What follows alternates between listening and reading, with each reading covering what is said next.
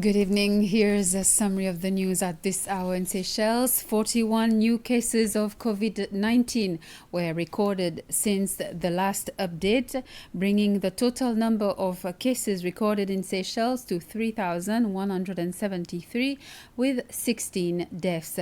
The new cases are mostly from samples taken on the 11th of March 2021. The number of active cases is now 310 in the country, while 2,847 people have recovered after contracting the virus. About 60 students, mostly university graduates and in-service teachers, have embarked on UNICEF's Masters in Education with Postgraduate Certificate in Education Exit Point program. Most of the participants, who are from Mahé, participated in the launching of the two-year course during an induction at UNICEF's campus this morning. 20 other participants from Pralin and Nadig followed the induction online. These students will spend 2 days per week in class and 3 days teaching.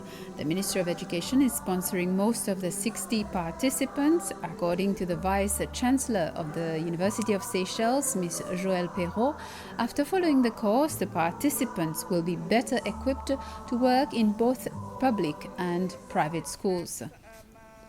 We are so happy to welcome you, and we hope that since this morning, with all the support, colleagues, you have understood, for those who are now maybe new to UNICEF, because I see a lot of our alumni in the room now becoming students again, and we're happy to have you back. And I hope you have felt, as much as I have felt, that we are here to support you and to make sure that whatever you do with us is going to be successful. We have been working closely in collaboration with the Ministry of Education, not only today, because our colleagues here, we've been working for a long time, and together we have designed a course that is appropriate for Seychelles context, but that is also recognized internationally. I'm very proud to see you all, and I wish you all the best. Connect, like we have been saying, communicate, and commit as of today, because it will be your success, and we will be very happy for it. And some news just in. The police have confirmed the passing away of the Chief Executive Officer of the Seychelles Financial Services, Dr. Steve Fanny. On behalf of the government, the President of the Republic, Mr. Wavell Ramkalawan, has expressed his deepest sympathy and condolences to the family and friends of Dr. Fanny. In his message, President states that Dr. Fanny will be remembered for his commitment and many accomplishments. And President Wavell Ramkalawan has also named the Deputy Commissioner of Police, Mr. Ted Babe, as the Acting Commissioner of Police as of 15th of this month. Mr. Kishnan Lamonté will be proceeding on leave before taking his retirement. The Minister for Education, Dr. Justin Valentin, says he intends to be at the forefront of efforts to introduce significant changes to the Agency for Human Resource Development. The Minister made the statement at the National Assembly as the National Assembly discussed the agency's budget for this year. This is a budget of over 315 million rupees. There are at present over 600 youth whose studies are being financed by the Agency for Human Resource Development. There are additionally 218 students who have qualified for scholarships last year and this year. The ANHRD's Chief Executive Officer, Nadia Lorico, said there are, however, changes that have been made. Priorities will be given to those whose chosen fields of studies are deemed extremely important by the government. And the National Assembly has this morning also approved the budget of 3 autonomous entities with links to the Ministry of Education.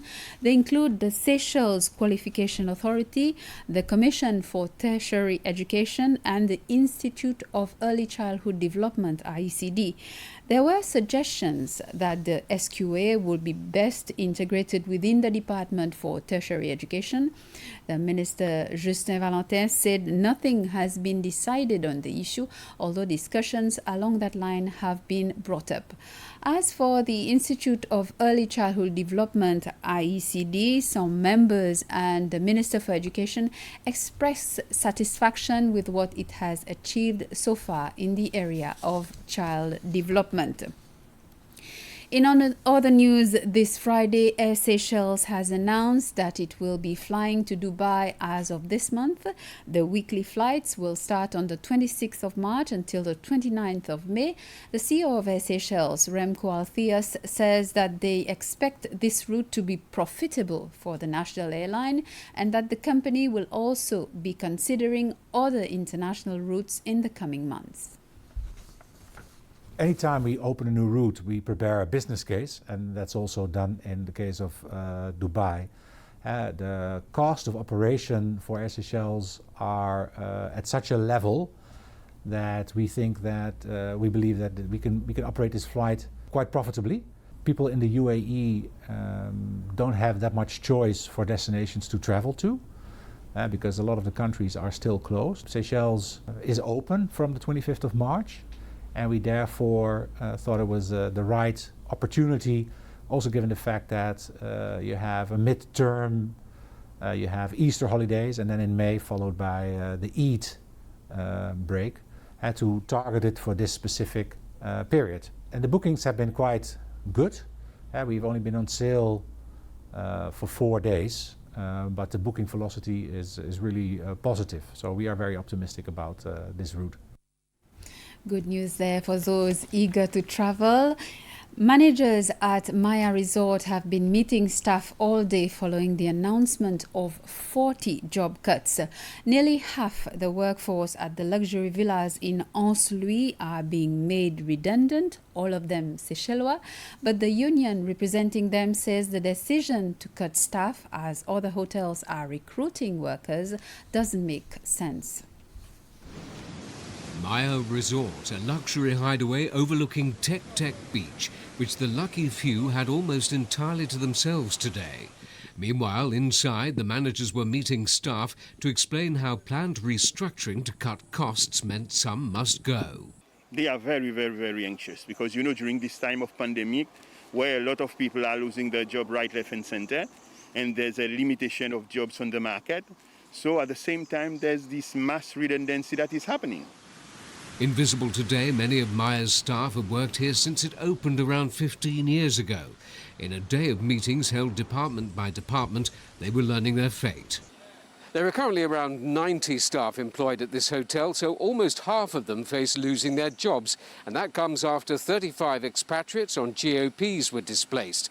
The concern is what comes next, and the mystery, why this hotel is getting rid of people as others are recruiting fiercely. This hotel is well connected with the Arab world. So I think lately we've been having a lot of tourists, a lot of interest from the Arab visitors. So why is it that now we are closing when the country is reopening for us to receive visitors?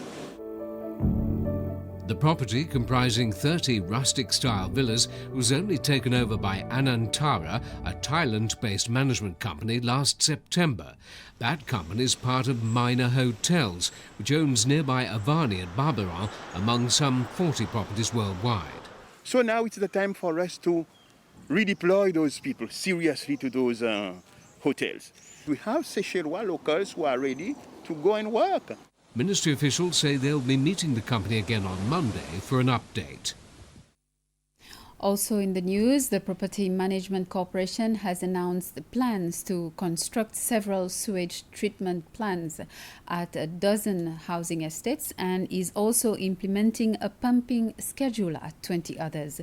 During a joint press conference held this afternoon, PMC and the Ministry of Land and Housing highlighted their short and long-term plans to resolve sewage problems at various housing estates. That's all we have time for. I'll be back at 8 with more details. Good evening.